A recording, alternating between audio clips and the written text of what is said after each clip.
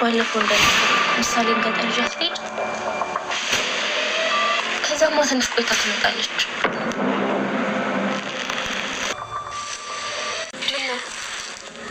ምንድን ነው መድብል?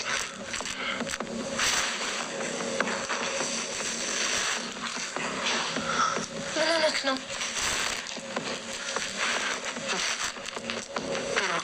ብሩክ ምን ሆነ? ብሩክ ነው እኮ ምንድን ነው? ብሩክ ወደ ቤት የሚመጣበት ሰዓት ደርሷል ማለት ነው። እንግዲህ ብሩክ እንደተመለከትነው መድብል የብሩክን ፎቶ አይቶ ነው እንደዚህ እየደነገጠው ማለት ነው። እንግዲህ ብሩክ በህይወት እንዳለ ግልጽ ነው። እንግዲህ አንደኛው ነገር መድብል ይህንን ፎቶ ማየቱ ብሩክ መኖሩን ያረጋግጣል። ሁለተኛው ነገር ደግሞ ማረጋገጫው ምንድነው? ዝና ደውሎ ካሌብን ሲጠይቀው ካሌብን ያለሁት ሌላ ቦታ ሩቅ ቦታ ነኝ ከሳምንት በኋላ እመጣለሁ ካለው በኋላ ምን ብሎታል? እኔ እመጣለሁ ሲለው ጊዜ በቃ አሁን መሞት አለበት ብሏል። መሞት አለበት ያለው ለማን ነው? ለብሩክ ነው ማለት ነው። ብሩክ ግን ደስ የሚለው ነገር አይሞትም ማለት ነው። መድብል እንግዲህ ይሄንን ፎቶ ሲያይ ከዝና ጋር ይስማማል። ማለትም እንደ ዝና ወንጀል ይሰራል ማለት ሳይሆን የሚደራደሩት ነገር አለ። በምን ተደራድሮ ነው ብሩክን ሊፈታለት የሚችለው? እንግዲህ ከዚህ በፊት በዛ ልክ እየተሰቃየ እየተደበደበ እየተንገላታ እንኳን ለደቂቃ እንኳን ስለ ብሩክ መናገር አልፈለገም ነበረ ዝና ማለት ነው። ታዲያ ዝና አሁን ላይ ስለ ብሩክ ከመድብል ጋር የሚስማማው በምንድን ነው? ከዚህ በፊት ምን ብሎ ለካሌብ ሞሲሳ ማለት ነው እንግዲህ ምን ብሎት ነበረ ዝና? ይሄማ ደም ባንጋባ ኖሮ ችግር ባይኖር ኖሮ ይሄማ አብሮነ ቢሰራ በጣም በጣም ጥሩ ነበር ብለዋል።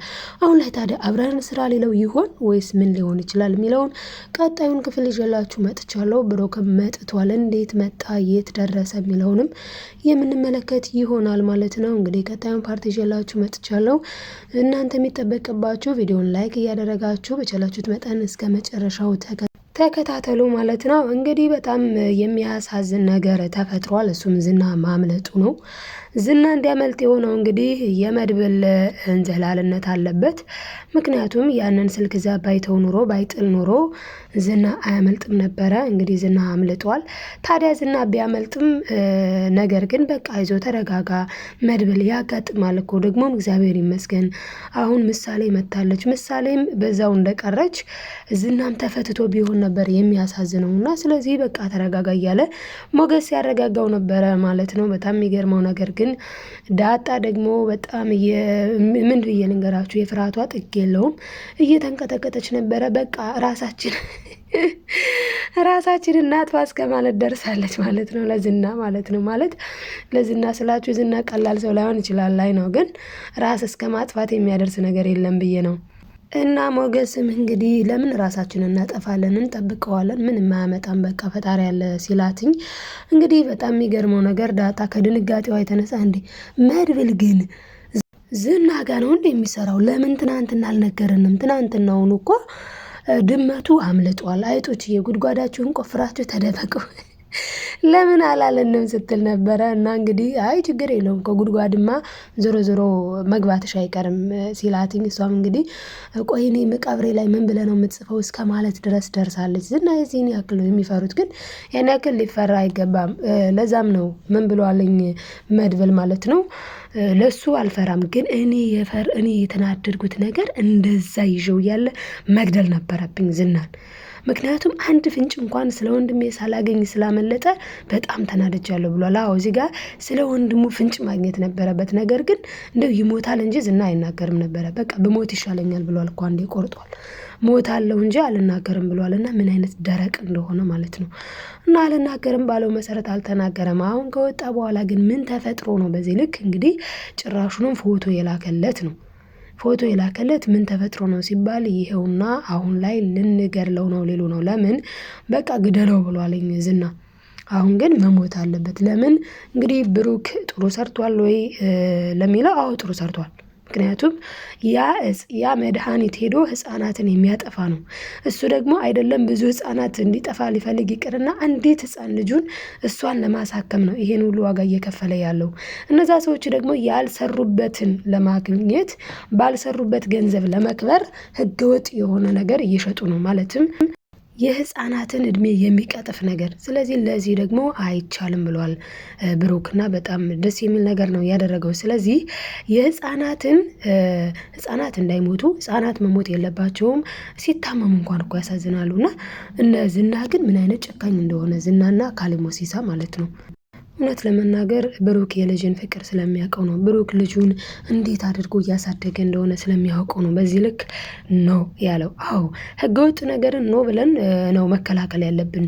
ከዛ በኋላ ግን በድርጊታችን ማፈር የለብንም። በቃ መልካም ስራ እስከሆነ ድረስ። ስለዚህ አሁን ብሩክ ፈጣሪ ያወጣዋል። ፈጣሪ ከዚህ ነገር ያወጣዋል። ታያላችሁ ደግሞ እንደሚወጣ ማለት ነው። እና እንግዲህ ብሩክ በዛሬው በመምጣቱ ደስ ብሎናል እውነቱን ለመናገር። እንግዲህ በሌላ በኩል ኤፍራታ እየተንቀጠቀጠች ትገኛለች። በእርግጥ ከኤፍራታ ይልቅ ሞገስና ዳጣ ናቸው እየተንቀጠቀጡ ያሉት። አሁን ላይ ግን ኤፍራታ ያሰበችው ተንኮል አለ። ምንድነው እሱም? እንግዲህ ማህሌት ኤፍራታ እንደምትያዝ ኤፍራታ ሊገሏት እንደሚችሉ አይነት ነገር ስትናገር፣ አዎ አሁን ዝና መጥቷል እንግዲህ ይገድልሻል፣ መሞትሽ ነው። ስለዚህ ከፈን በእርግጥ እሱም ደውሎ እሷ እየደወለች በጣም እየረበሸች ነበረና እኔ ማረፍ እፈልጋለሁ በቃ አትደውይልኝ እስቲል በጣም እያመናጨቃት ይገኛል ማለት ነው። ዝና ማህሌትን ይገባታል።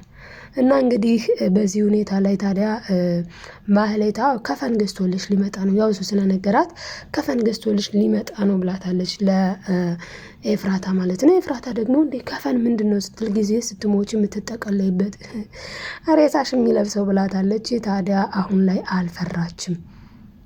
ኤፍራታ ጠንከር ብላ ችግር የለውም ግን ዝም ብዬ አልሞትም ብላለች። ቆይ ምን ልታረግ ትችላለች? እስኪ እናንተ ምን ልታረግ ትችላለች ብላችሁ ታስባላችሁ? እኔ ዝም ብዬ አልሞትለትም ብላለች። እና እኔ ደግሞ ምንም ማድረግ አልችልም እሱ ግደይ ብሎ ላከኝ። እውነት ለመናገር ኤፍራታ እኮ እውነት አላት። በመጀመሪያ ዝና ሴት ነው፣ በጣም ሴት ነው ዝና። በነገራችን ላይ ወንድ አይደለም፣ ወንድ መድብል ነው። ምክንያቱም ሴት የሆነበት ምክንያት እንዴ ይወት ጾታ እያጸደቅሽ ነው እንዴ እንዳትሉኝ እንጂ ማለት ነው ሴት ነው በእውነት። ምክንያቱም ወንድ ማለት ተጋፋፍጦ ማለት ተገናኝቶ መግጠም ነው። በዛ ደግሞ ያው ዝና አይችልም። መድብል ስንት ቀን ረጋግጦታል ማለት ነው። እና የሴት ስራ ነው የሚሰራው ዝና። ለዛም እንግዲህ ምን ብሏታን ይሄንን መርዝ ሰጂና ስጩ። ያንን መርዝ አመጣችሁ። ያን መርዝ ልትግተው ስትል ኤፍራታ ደግሞ ፈሪ ስለሆነች ታስታውቃለች። እንግዲህ ይህም አካልሽ ህይወት እሱም እኮ ማለት መድብልም እኮ ቀድሞ እንደዛ አስቧል ካላችሁኝ፣ መድብል ያሰበው መርዝ አይደለም፣ መድብል ለመግደል አይደለም። መድብል እንዲህ አንቀላፋ እንዲተኛ ከተኛ በኋላ ወስዶ ስለ ወንድሙ እንዲነግረው ነው። እና ስለ ወንድሙ እንዲነግረው ብሩክ የት አለ ለሚለው ነው። ይህ ዝና ግን የቅብጠት ነው። ምንም አልተነካም፣ ዝም ብሎ ከመሬት ተነስቶ ማለት ነው። እንግዲህ ይህንን መርዝ ወስደሽ ግደዩ፣ መሞት አለበት ግደዩ። ስለ ብሩክ መጠየቅ የለበትም። እኔ እኮ በጣም ይገርመኛል አንዳንድ ሰዎች በነገራችን ላይ ይሄ ድራማ ቀልድ አይደለም። እንደዚህ እኮ ወጥቶ ጠፍቶ የሚቀር ስንት ሰው አለ። ወስደው ምንድነው ያደረጉት፣ የት ነው የደበቁት የሚለውን እንድናጤን ያደርጋል። ስንት ሰው ሰምታችሁ አታውቁም? ከቤት ወጥቶ አልተመለሰም የሚባሉ ሰዎች አሉ። እና ብሩክም እንግዲህ ከቤቱ ስራ ብለው ገብተው ነው እንግዲህ ዛሬ ስናይ ትውስታ ማለት ነው። ከቤቱ መጥተው ገብተው ከምኝታ ክላሱ በመርፌ ወግተውት እንዳይነቅ አድርገውት ነው ጎትተው ይዘውት የሄዱት ማለት ነው። ለምን እሱ አልሳተፍም በኃጢአት መንገድ ስላለ። ለምን ያን መድኃኒት በእርግጥ ጥፋቱ እዚህ ጋር ምንድነው? እንደዚህ አይነት ስራ አልሰራም ካለ የሰው ገንዘብ መውሰድ አልነበረበትም ነው። የሰው ገንዘብ ወሰደ፣ ልጁን አሳከመ። መታከም ስላለባት ቤቴን አልሸጥም፣ ይህንን ስራ ችግር የለውም አለ። ወንጀል አልመሰለውም ማለቴ ያው የህፃናት ነክ አልመሰለውም። ከወሰደ በኋላ ግን ያው ጋርቤጅ ውስጥ ከቶላቸዋል ማለት ነው። ጎበዝ ጀግና የመድብል ወንድም ብሩክ በእውነት በጣም ጸደይ ናቸው ሁለቱ። ለዚህም ነው የሆነ ጊዜ ቅድስትዬ ምነው እናታቸው 10 በወለደች ኑሮ ብላታለች ለማህሌት። ታዲያ እዚህ ጋር አሁን ኤፍራታ ማህሌትን እየከሰሰቻት ትገኛለች። ምን ብላ መሰላችሁ? እንግዲህ በአንቺ ምክንያት ነው። አንቺ እኮ ብሩክን የፈታሽ ቀን ነው የሞትሽው። ብሩክን መፍታት አልነበረብሽም። በአንቺ ጦስ በአንቺ ምክንያት ይሄው እኔም አሁን ልሞት ነው የሞት አፋፍ ላይ ያለሁት በአንቺ ምክንያት ነው ብላለች። ዝና ታዲያ መጥቶ ይገላታል ወይስ ኤፍራታን ይገላታል ወይስ አይገላትም ስንል አይገላትም፣ አትሞትም ማለት ነው። እንግዲህ ሌላው እንግዲህ ማህሌት ግን የመጨረሻ በጣም ከባድ ሁኔታ ላይ ነው የምትገኘው ማለት ነው። እንግዲህ ምሳሌ እየሳቀች እየተጫወተች እያለ በኋላ ላይ ግን ገብታ የአባቷን ትውስታ አባቷ ሲያደርግላት የነበረውን እንደገና ደግሞ አባቷ ኬክ ግዛልኝ እኔ እኮ ድኛለሁ ከሕክምና ስትመለስ ለሕክምና ከዛ ሕክምና ላይ ብቻ ብዙ ነገር እያስታወሰች አባቷን እያሰበችና እያስታወሰች ትገኛለች። ምክንያቱ ደግሞ ቅድስቴን ስትጠይቅ መድብልን ጠይቄ ትላታለች፣ መድብልን ስትጠይቅ ቅድስትን ጠይቄ ይላታል እና ግራ ተገብታ አባቴ ግን የት ነህ? እውነቷን ነው አባቴ ብሩክዬ ግን የት ነህ እያለች ነው። ብሩክም አሁን ይመጣል ማለት ነው። እንደሚመጣ ነው የምነግራችሁ። ያው ልንገድለው ነው ብለው ማስፈራሪያ ይልኩለታል ለመድብል። ወይ እንገድለዋለን ወይ ደግሞ አንተ ራስህን እጅን ስጥ ነው የሚሉት። እሱ ደግሞ ምን ባረኩ ነው እጅን የምሰጠው ይላል ማለት ነው። እንደዚህ አይነት ነገሮች ውስብስብ ያሉ ናቸው። አሁን ለመንግስት አታቀርቡት ነገር ከባድ ነው በጣም። ለምን ምን ብሎታል ካሌብ ለፖሊስ እናገራለሁ ሲል ብሩክ ማለት ነው። ፖሊስ ጣቢያ ብትሄድ እኛ ፖሊስ ሆነን ታገኘናለህ፣ እንደገና ፍርድ ቤት ብትሄድ ዳኛ ሆነን ታገኘናለህ፣ የትም ቦታ ብትሄድ እኛ የሌለንበት ቦታ የለም። እንደ ራሳቸውን እንደምንድን ነው የሚያዩት ግን በጣም ግራ ነው የሚያጋቡት። ዞሮ ዞሮ ግን እኛ የሌለንበት ቦታ የለም ብለዋልኝ። ስለዚህ እናንተ ማን ስለሆናችሁ ነው ብሎ እሱም እንግዲህ የእነሱን ንግግር ንቆት ማለት ነው ትቶት እንግዲህ ዝም ብሎ ተቀምጦ እያለ ክላሱ መጥተው ጎትተው በጣም የሚያሳዝን ጊዜ የሚያሳዝን ዘመን ሕግ የሌለበት አገር ላይ እንደምንኖር ያሳያል። እውነት ለመናገር ብዙ ሰዎች ጠፍተው ይቀራሉ እንዳልኳቸው፣ ብዙ ሰዎች እንደዚህ ታፍነው ይሄዳሉ። እውነት ለመናገር ሕጉንም እንዳንወቀስ መቼስ አንዳንድ ፖሊስ ለቤታችን አይመደብልን ነገር እና ከባድ ነው።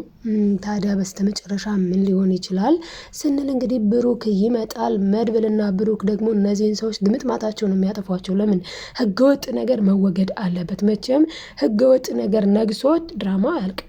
ስለዚህ ህገወጥ የሆነ ነገር ከህግ ያለፈ ነገር ሁሉ ዜሮ መሆን አለበት ማለት ነው። እና እንግዲህ ይህን ይመስል ነበረ። እናንተስ ምን ትላላችሁ ውዶቼ ማሮቼ? ላይክ ሰብስክራይብ እያደረጋችሁ ቤተሰብ ያልሆናችሁ ቤተሰብ ሆኑ። መልካምነት ለራስ ነው መልሶ ይከፍላል ማለት ነው። እንግዲህ ብሩክ በመምጣቱ ከስንት ጊዜ በኋላም ቢሆንም ደስ ብሎናል። ብሩክ በመምጣቱ ደስ ያላችሁ ደግሞ ሁላችንም ደስ ብሎናል እያላችሁ ሀሳብ አስተያየታችሁን ስጡ ማለት ነው ውዶችዬ። እናም ላይክ ማድረጋችሁን አትርሱ ተወዳጆች። ብሩክ መምጣቱ ለምሳሌ ትልቅ ነገር ነው። ምክንያቱም ለረጅም ጊዜ አባቴ የት ነው፣ አባቴ የት አለ፣ አባቴ የት ሄደ፣ ብቻ እውነትም ነው ቤተሰብ ከቅጽበት እናንተን ሲለያችሁ እንዴት ነው ልትሆኑ የምትችሉት? በጣም ነው የሚያስጨንቀው። ስለዚህ አባዬ አባዬ እያለች ነበረ። አባቷ በመምጣቱ ደስ ብሎናል ማለት ነው ውዶችዬ። እና እንግዲህ እናንተም ደስ እንዳላችሁ ተስፋ አደርጋለሁኝ። ግን ደስ ያለው ሰው እውነት ለመናገር ላይክ አድርጉ፣ ሰብስክራይብ እያደረጋችሁ ቤተሰቡ ነው። ባይ ባይ ተወዳጆች።